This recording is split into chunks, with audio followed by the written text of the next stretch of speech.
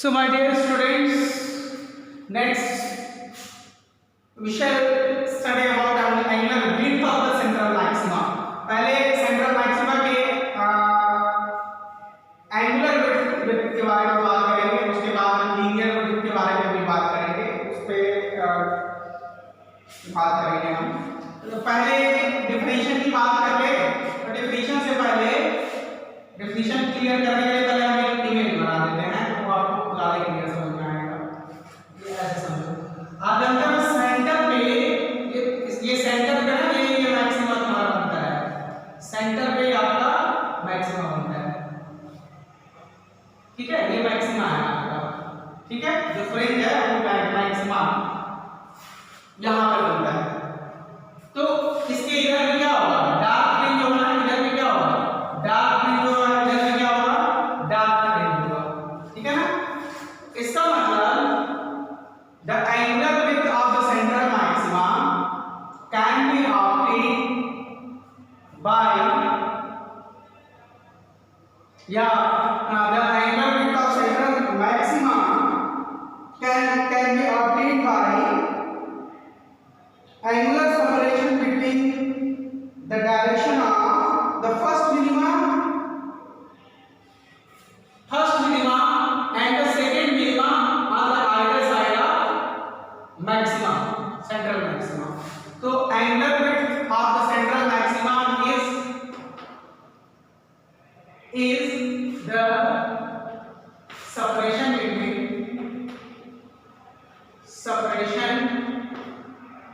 between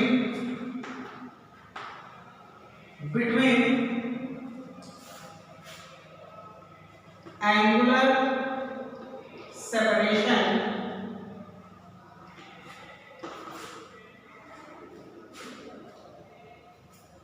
is separation between angular direction is the separation between angular direction of first minima,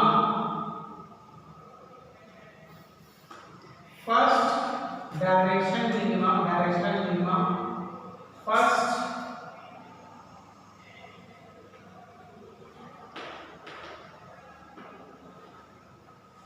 direction of minima on either side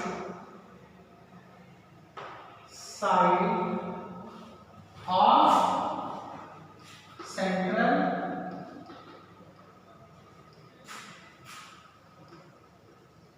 maximum, ठीक है। देखो इसके इधर ये पहला dark, ये मैक्सिमा है ना आपके, इसके इधर पहला डार्क, इन दोनों के एंगुलर पोजीशन का जो सेपरेशन, इन दोनों फर्स्ट मिनिमम फ्रिंजेस के बीच का सेपरेशन कितना है, इतना है ना, तो यही क्या होगा, this will be the angular width of the central maxima. Okay, तो angular width of the central maxima हम निकालते हैं। चलिए मान लो एक लाइट रे कहां जाएगी, यहां से एक लाइट रे आपकी कहां जाएगी, यहां गई थी, और एक लाइट रे यहां है जी। ये चीजें आपको क्लियर है।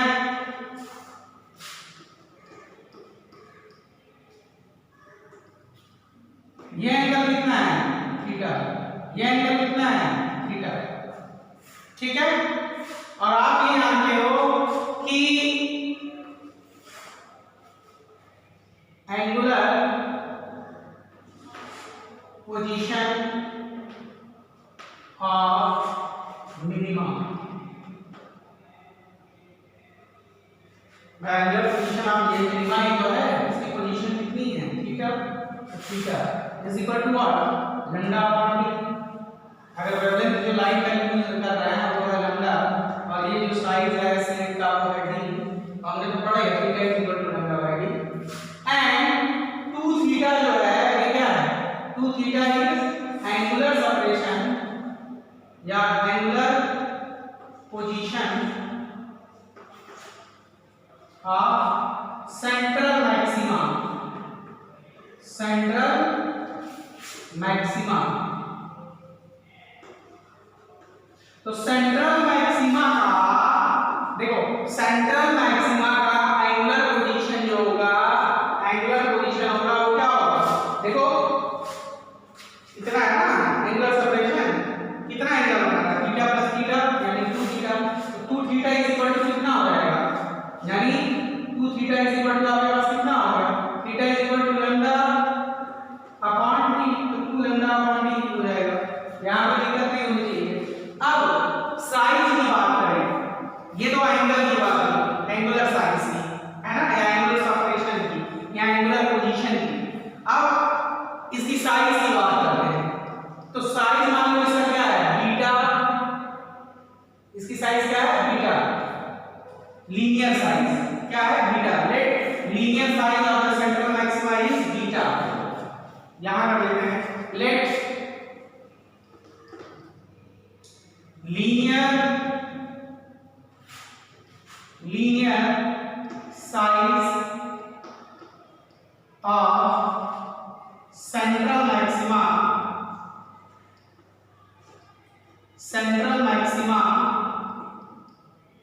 क्या है, बीटा।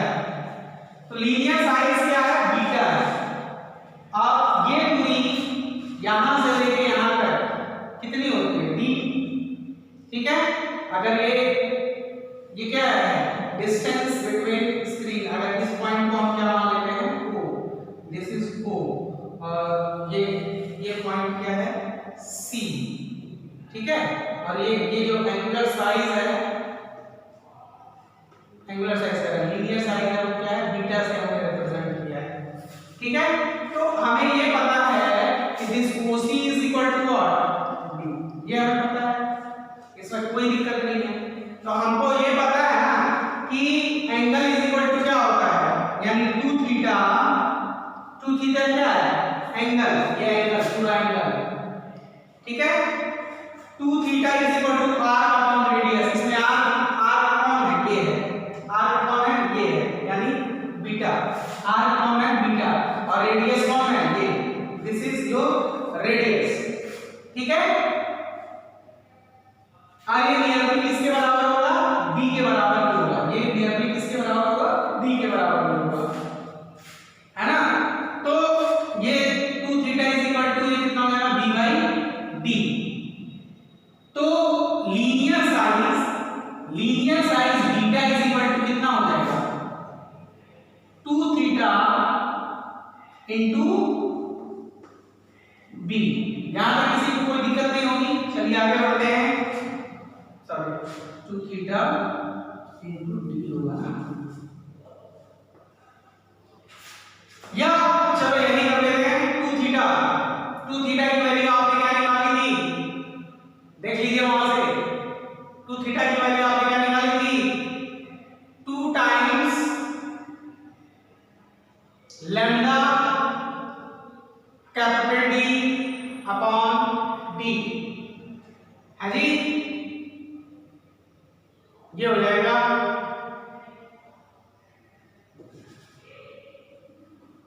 तो beta is equal to this much, तो ये हो गया।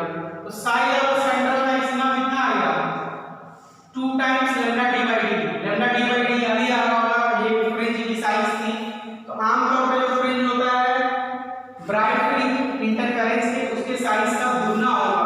अगर सेम वेवलेंथ यूज कर रहा है और सेम साइज ऑफ स्लिट को और डिस्टेंस स्क्रीन के बीच की सेम हो, तो सेंट्रल मैक्सिमा जो है बड़ा किसका होगा, बड़ा होगा डिफ्रैक्शन का, याद रखिएगा। तो यानी साइज लीनियर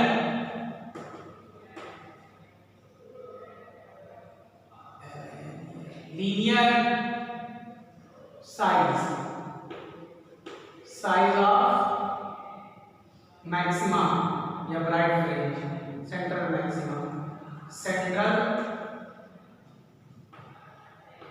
मैक्सिमा कितना आएगा,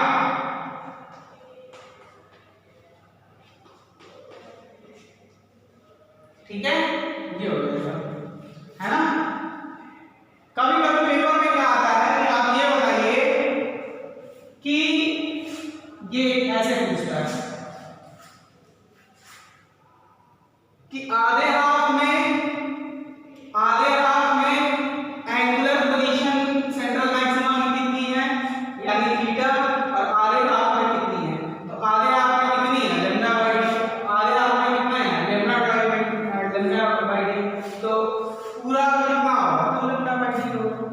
इस तरह से अगर क्वेश्चन को बना बना के पूछेगा तो भी कर लीजिएगा। तो इस तरह से हम लोग समापन की तरफ बढ़ रहे हैं। अब आगे ध्यान दीजिए, अब हम ग्राफ ड्रा करेंगे। अब हम जब ग्राफ ड्रा करेंगे तो यहां कुछ कंक्लूजन पहले हम निकाल लेते हैं।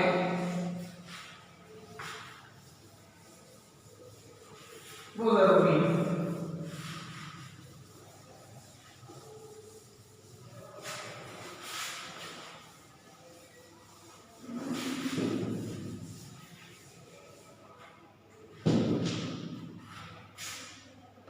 Important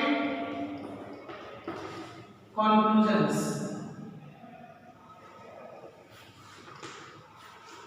for what? For diffraction.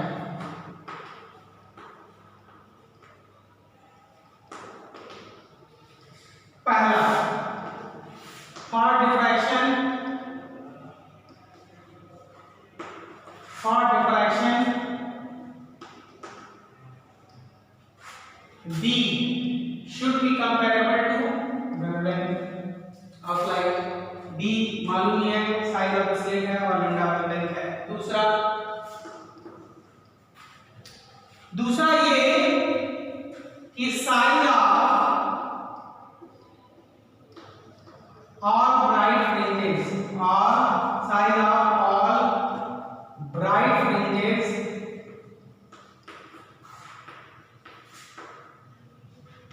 Fringes are not same. सारे ब्राइट फ्रिंजेस की साइज होगी वो सेम नहीं होगी, पहली चीज तो आप ये जान लीजिए, ठीक है।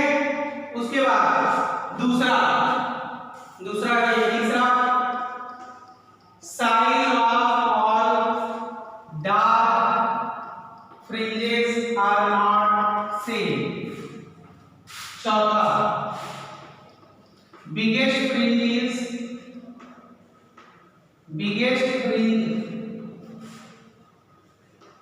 is central maximum and it is brightest too, ठीक है। ना केवल ये सबसे बड़ा फ्रिंज होगा सेंट्रल वाला, बल्कि सबसे चमकीला भी होगा। चौथे के बाद पांचवा, सारे ब्राइट, हाँ देखिए, some local dark fringe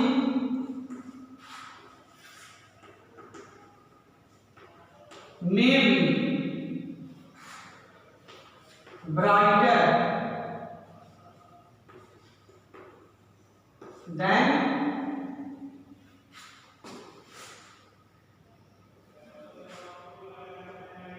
local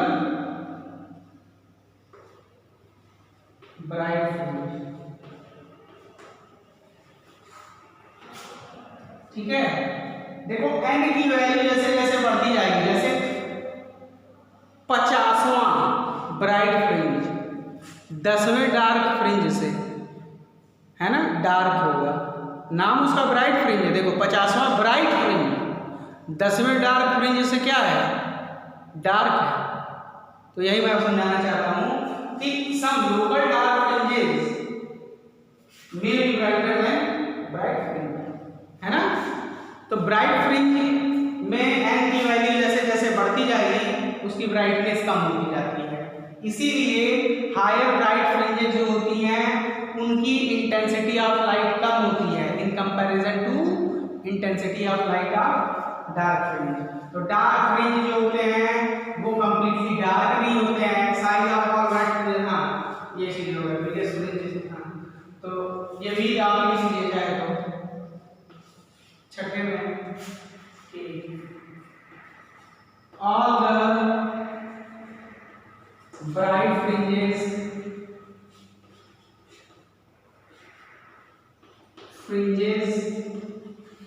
are not completely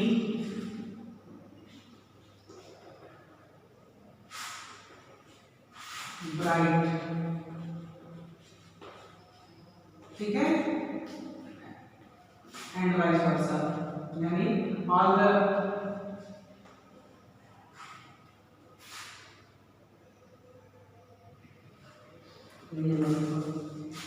bright, इसी तरह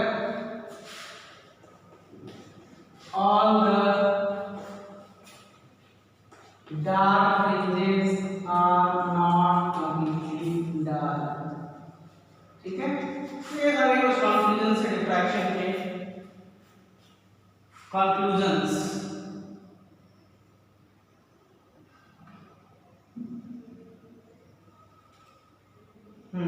एक बहुत इंपॉर्टेंट कंक्लूजन ये भी आपको लिखना चाहिए, हमने बताया ना कि देखो जहां आपने देखा था इंटरफेरेंस में ये अगर ब्राइट है तो डार्क वाला को पता चलता है कि कहां से शुरू हो रहा है। देखो डार्क वाला कहां से शुरू हो रहा है, यहां से शुरू हो रहा है, लेकिन हमने ये दिखाया था कि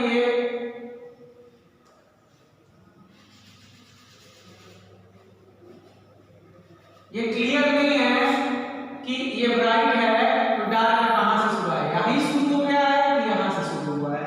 तो there is no sharp boundary between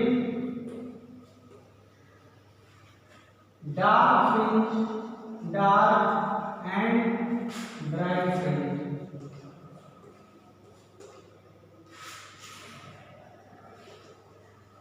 ये सारी चीजें हमने आपको बताई, इनको आप नोट कर लीजिएगा अच्छे से। अब आगे की तरफ हम चलते हैं, इसको मिटा देते हैं, चलिए नोट कर लीजिए, आगे चलते हैं।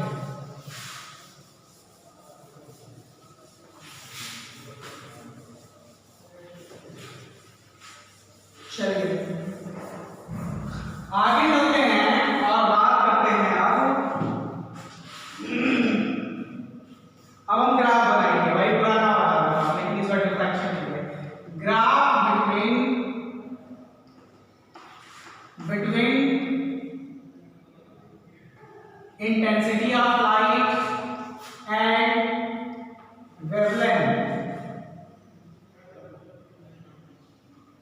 wavelength for diffraction। देखिएगा क्या अंतर आएगा, ठीक है।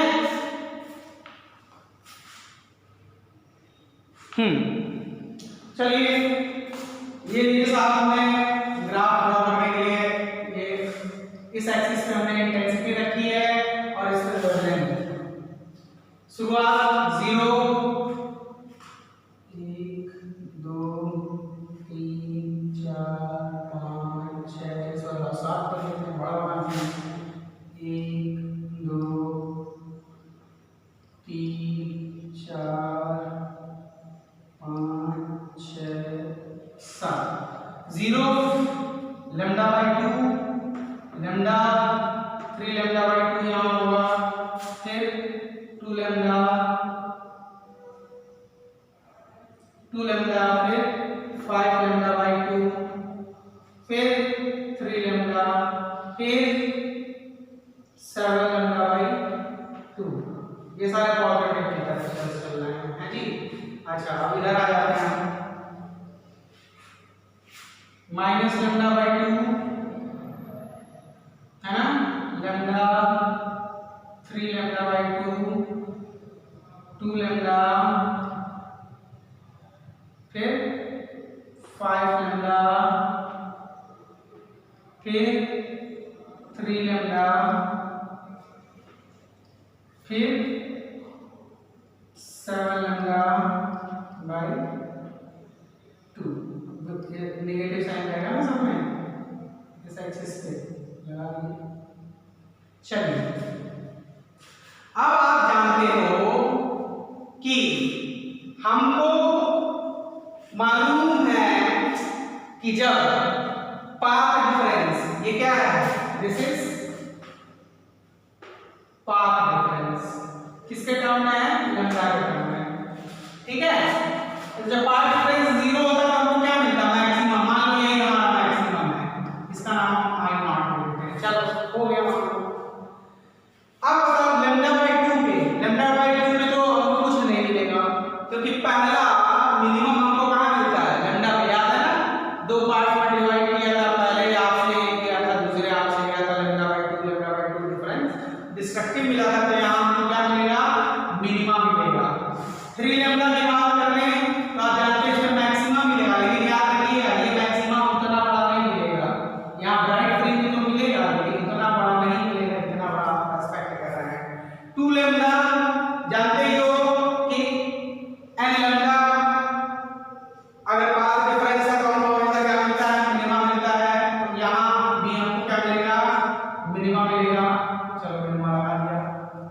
हालांकि हमको याद रखना है कि इस केस में मिनिमा जो होता है एकदम कम नहीं होता है, तो हम आइडियल केस लेके चलना 5 लैम्डा पे हमको फिर मैक्सिमम मिलेगा, लेकिन इस बार ये मैक्सिमम क्या होगा, घट जाएगा, घट जाएगा, यानी ये कहां जाएगा, मान लो इस बार यहां आ जाएगा, ठीक है।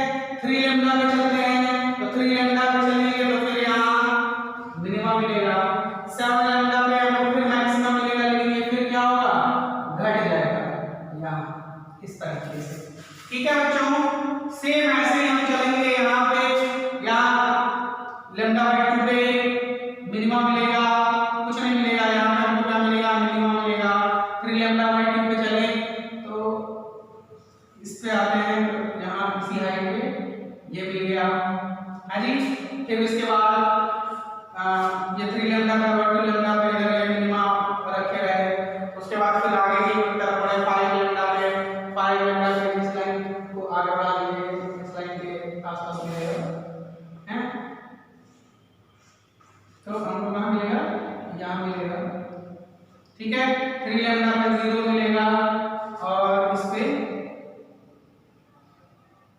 मैक्सिमम मिलेगा, लेकिन कितना मिलेगा। अब मिलाना शुरू करिए, पहले वाले को ये इसको बड़ा मिलेगा क्योंकि सेंटर में मैक्सिमम है, इसकी साइज देखिए बाकियों के साइज से बड़ी मिलेगी। अब यहाँ से देखिए ये तो मिनिमा है, इस पे हमको सॉरी इस पे तो मैक्सिमम मिलेगा, तो मिलेगा तो इसको जोड़ दीजिए, ये ऐसा मिला, इस पे मिनिमम मिलेगा तो ये यहाँ ऐसा आ गया। फिर यहाँ पे मैक्सिमम मिलेगा, इसको ऐसे जोड़ दिया, ये मैक्सिमम मिलेगा, है जी। 7 लैम्डा बाय 2 पे हमको क्या मिलेगा, मैक्सिमम मिलेगा, तो इस तरीके से हो जाएगा, है जी। तो देखो बाकी सबकी चौड़ाई देखो मैक्सिमम की कम कम है, लेकिन इसकी चौड़ाई देखो क्या है, सीधे दुगनी है, इसीलिए बाकी की लेंथ जो आ रही थी उसका ठीक ये दुगना आ रहा था, है ना, 2 lambda vector t by t. और एंगुलर सेपरेशन की भी वैल्यू कितनी आ रही है, 2 लैम्डा बाय स्मॉल डी, है ना। तो वो चीज मैं आपको सिखाने की कोशिश कर रहा हूँ। इसको मिला दीजिए, ये मिला दिया, इसको मिला दीजिए, ये मिला दीजिए, ये मिला दीजिए। तो यहाँ आप देख रहे हो कि जो इंटेंसिटीज हैं वो क्या हो रही है, धीरे धीरे घट रही है ना। ये आई नॉट है, इसकी इंटेंसिटी मान लो इसका नाम हम दे देते हैं I1, है ना। इसकी इंटेंसिटी हम दे देते हैं I2, है। इसकी इंटेंसिटी हम दे देते हैं कितनी, I3, है ना। तो सबसे ज्यादा इंटेंसिटी किसकी है, I0 की, उसके बाद किसकी है, I1 की, उसके बाद किसकी है, I2 की, और सबसे कम किसकी है, I3। तो इस तरीके से you can see that the intensity of light goes on decreasing as we move away from the central maxima. Central maxima से आगे बढ़ रहा है तो इंटेंसिटी देखो बढ़ती जा रही है। तो यही हम कंक्लूजन लिखेंगे, it's a very important one, कि इसका कंक्लूजन क्या है, कंक्लूजन शॉर्ट फॉर्म में लिख रहे हैं, कंक्लूजन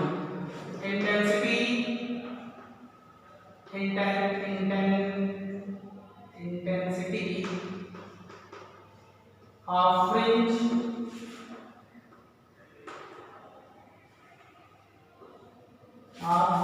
मैक्सिमा फ्रिंज या bright fringe goes on decreasing, ठीक है, as the value of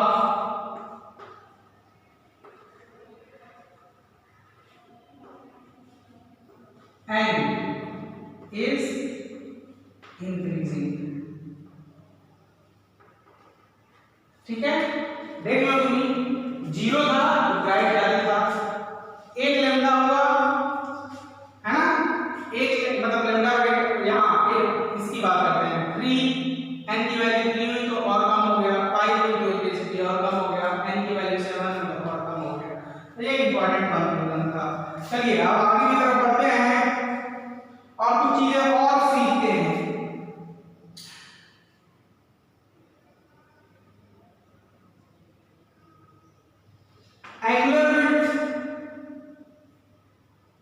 Angular width of the secondary maximum या secondary minimum, इसके बारे में हम लोगों ने बात कर ही ली थी।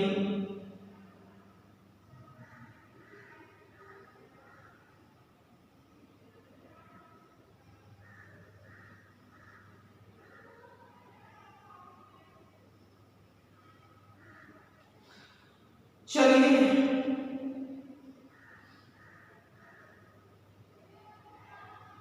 अब यहां तक हम लोग पहुंच गए हैं, तो चलिए लगे बात एक और काम कर लेते हैं। लास्ट टॉपिक जो है, हालांकि वो हमें बताना नहीं चाहिए, वो आपके लिए होमवर्क ही दे देना चाहिए,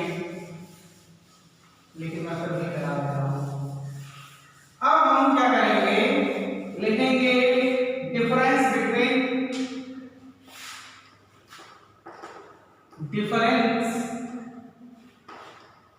बिटवीन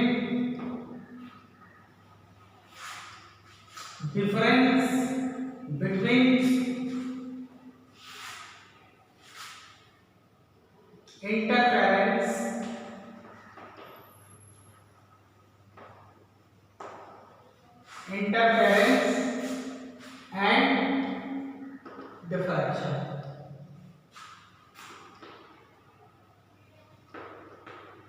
तो 50 तो लिख सकते हैं यार, इतना सारा तो हो ही गया। पहला ये लिखो कि डेफिनेशन क्या है, ये क्या है, redistribution of energy, redistribution of, यहाँ इस साइड आता है लिखोगे इंटरफेरेंस, ठीक है, और इधर क्या लिखोगे,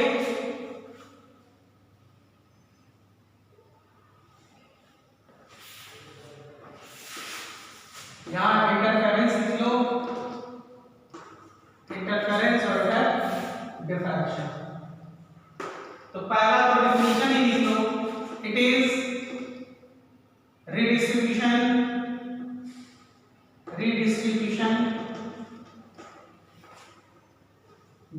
of energy in maxima and minima, ठीक है, due to superposition of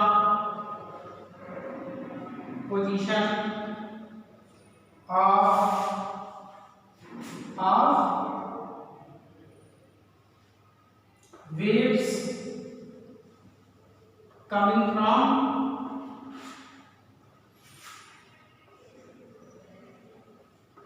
coherent source। चलिए इसका डेफिनेशन लिख लीजिए, bending of light around corner casting geometrical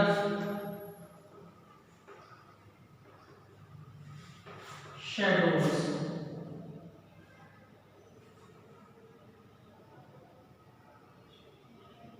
shadows when the lambda या स्लिट या optical side is comparable to lambda, ये अच्छे से लिख दीजिएगा और जवाब है। दूसरा, इट रिक्वायर्स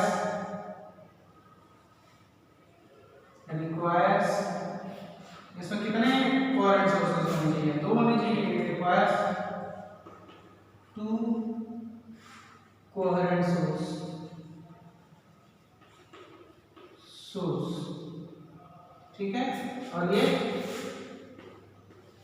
इट रिक्वायर्स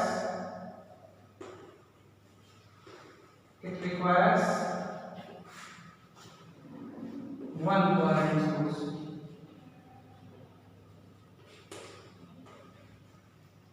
ठीक है।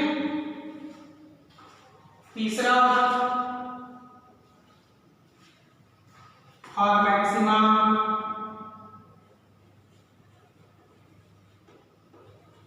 मैक्सिमा के लिए यहाँ पे पाथ डिफरेंस है, और maxima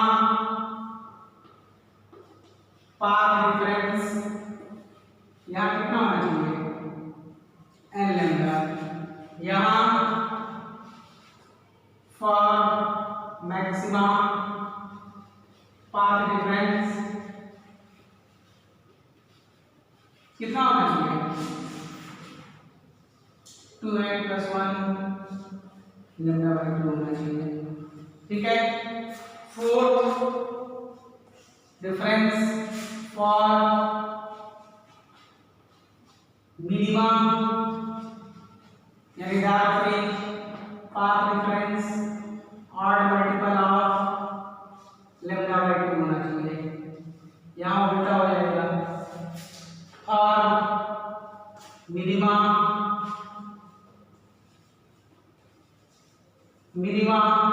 path difference would be n lambda. ये 4 डिफरेंसेस हैं, यहाँ आपको मिलेंगे। अभी और सारे बहुत सारे डिफरेंसेस मिलेंगे। मिटा दिए ये सारे कॉमन डिफरेंसेस। चलिए आगे और डिफरेंसेस देख लेते हैं।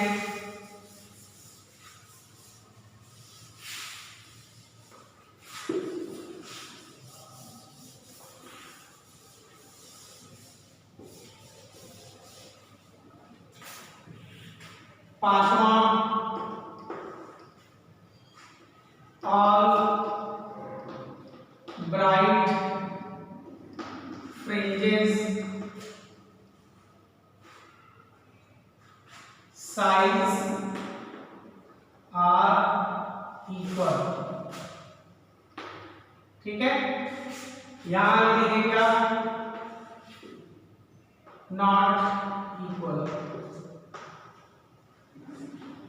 ठीक है। छठा, और dark fringes size are equal, यहां भी वही लिखेंगे नॉट इक्वल, ठीक है। सातवां,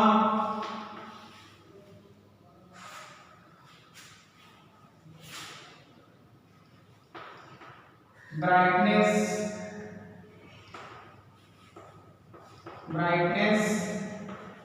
of all fringes are same। इसमें सातवें में क्या लिखेंगे? Not same. Brightness of all the fringes are not same. आठवें में आप चाहें तो डायग्राम बना सकते हैं, और इसका डायग्राम किस तरीके से बनता है, इसका डायग्राम क्या बनेगा, इस तरीके से सब जगह बराबर रहेगा, ठीक है।